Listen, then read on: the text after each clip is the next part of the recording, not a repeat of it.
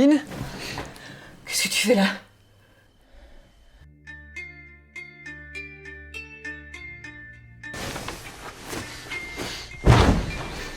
T'as amené ton pyjama?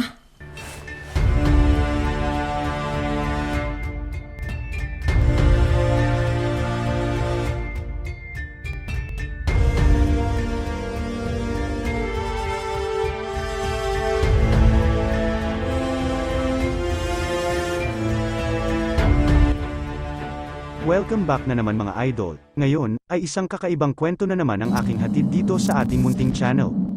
Ang maikling pelikula ay patungkol sa isang ginang na nagngangalang Caroline. Siya ay naging byuda sa kanyang asawa nang mamatay ito sa aksidente. At dahil sa pangungulila sa kanyang mister, si Caroline ay makakaramdam ng pangangailangan sa kanyang katawan, na hindi sadyang mararanasan niya dito sa binatang si Malek na may kakulangan sa pag-iisip. Ang pamagat ng pelikula ay Castaways sa wikang Ingles, na ipinalabas pa noong 2015 sa bansang France. Dahil sa tema ng kwento na isang drama romance, ito ay kinakailangan ng mahigpit na patnubay ng ating mga nakakatanda. Sa umpisa ng istorya, ito ay magpapakita ng isang lawa, habang sa parehong lugar ay makikita din natin ang isang babae na naliligo. Ang lokasyon ay malayo din sa kabihasnan dahil ito ay nasa isang isla lamang. Siya si Caroline, ang pangunahing bida sa kwento. Ilang buwan pa lang ang lumilipas nang mabiyuda ito sa kanyang asawa, pero kahit ganoon ay walang araw na hindi niya ito naaalala. Kaya naman sa pelikula ay madalas na lang siyang ipapakitang isang malungkot na babae na palagi na lang mapag-isa dito sa isla. Subalit ang tahimik niyang buhay ay bigla na lang mababago nang dumating ang isang araw. Bumisita ang kanyang kaibigan na si Celia, at tila ba may paboritong gustong ipakiusap kay Caroline. Si Celia ay may kapatid na lalaki at sa unang tingin ay agad mong mababatid sa kanya na parang may kakaiba sa kanyang pagkatao. Ang pangalan niya ay si Malek. Bata pa lamang silang dalawa ng kanyang ate ay naulila na sila sa kanilang mga magulang. At sa tuwing umaalis na lang itong si Celia ay kay Caroline niya binibilin ang kanyang nakababatang kapatid.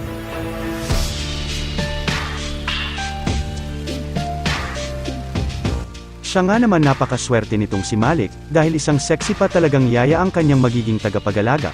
Sa pag-alis ni Celia, ay niyaya nga ni Caroline si Malek na mamasyal sandali sa paborito niyang lugar dito sa isla, kung saan dito nga din sila madalas mamasyal noon ng kanyang asawa. Tumayo sandali si Caroline sa isang malaking bato at habang nagninilay-nilay siya ay hindi naman sadyang nahipo ni Malek ang balikat niya at doon tila ba parang nakuryente naman ang babae. Nang maglaon, pagkatapos nilang mamasyal ay umuwi na sila ng bahay ni Caroline para ipaghanda niya ang batang si Malek ng makakain. Samantala, sa kalikutan ni Malek, ay nakakita siya ng isang larawan. Ang picture pa lang ito ay si Caroline at ang kanyang namatay na asawa na si Farid. Tinanong niya ang batang si Malek kung ano ba ang gusto nitong luto sa karne. Sinabi ni Malek na gusto niya daw ng tostado. Doon bigla na naman naalala ni Caroline ang kanyang namatay na asawa. Samantala sa lamesa, umupo din si Malek kung saan umuupo ang asawa ni Caroline. Kaya naman, dito ay parang bumabalik na naman sa kanya ang nakaraan. Pilit pinasuot ni Caroline ang damit ng kanyang asawa sa inosenteng bata. Subalit tila ba hindi ito nagustuhan ni Malek at doon ay nagalit si Caroline sa kanya. Binaling na lang ni Caroline ang atensyon sa ibang bagay. Nagtungo nga siya sa kanyang kwarto upang magsulat sa kanyang laptop katulad ng palagi niyang ginagawa kapag nag-iisa. Subalit di niya pa rin talaga maalis sa kanyang isipan ang mukha ng asawa sa katauhan ni Malek. Kaya nang maglaon naligo na lang siya upang maalis ang init na kanyang nararamdaman. Sa parehong oras, bigla na lang bumukas ang pintuan kung saan naliligo din dito si Caroline. At maya-maya pa ay si Malek nga ang pumasok. Wika niya ay may tumatawag sa telepono kaya niya tinungo ang ating bida, habang ikinagulat naman ito ng babae. Lumabas si Malek ng banyo dahil sa utos na rin ni Caroline. Ngunit ilang sandali lang ang lumipas, ay sinundan niya ito na nakatapis lang ng tuwalya, habang ang mga sumunod na tagpo ay tila magagalit ito sa bata, pero dito ay kinuha niya lang ang mga kamay ni Malek at natulog sa tabi ng lalaki. Hanggang ang eksena ay lumipat, at sa kinagabihan, habang si Malek ay nasa kabilang kwarto, siya ay hindi makatulog dahil sa ingay ng orasan, dahilan upang magdesisyon na lang siyang bumangon, ngunit isang mahiwagang ingay ang kanyang narinig sa isa pang kwarto kung saan natutulog si Caroline at agad siyang nagtungo dito.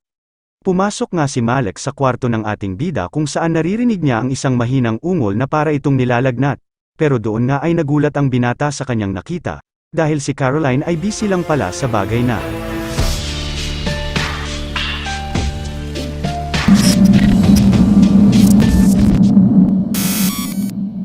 Laking gulat na lang ng ating bida dahil si Malek ay nasa kanyang kwarto. Wika ng binata ay hindi siya makatulog dahil sa ingay ng orasan, kaya hiling niya kay Caroline na kung pwede ay dito muna siya ngayong gabi. Alam ni Caroline ang kondisyon ni Malek at ang pagiging isip bata nito. Kaya naman, hindi na lang siya tumanggi at pinagbigyan ang binata sa gusto nitong mangyari. Subalit maya-maya lang ay isang kahilingan na naman ang gustong ipakiusap ng bata sa kanya. Ito ay gusto daw nitong gawin kay Caroline kung ano ang ginagawa niya kanina. Kinabukasan, nagtatalo ang dalawang bida sa kwento na parang mag-ina, dahil parang bata nga naman talaga itong si Malek na ayaw maligo. Tinulak niya si Caroline at tumakbo palabas ng bahay.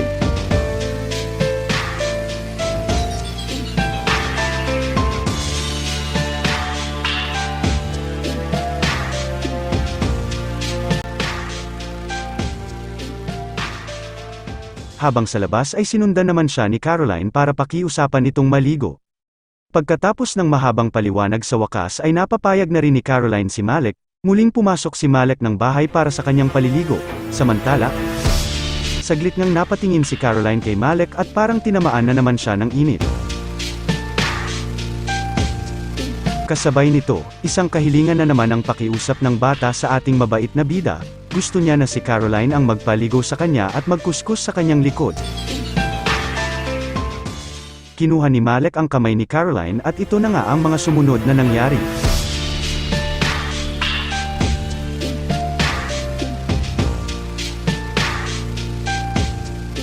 Kinabukasan, dumating na rin sa wakas ang nakakatandang kapatid ni Malek na si Celia. Nandito siya upang sunduin na ang batang si Malek upang umuwi. Pero sa pagkakataong ito ay tila parang ayaw ni Malek na sumama dito sa kanyang ate. Kinausap siya ni Celia na kailangan na nilang umalis, ngunit tumayo lamang si Malek at lumapit kay Caroline at base sa kanyang reaksyon, ay ayaw niya talaga mawaglit dito sa piling ng ating bida.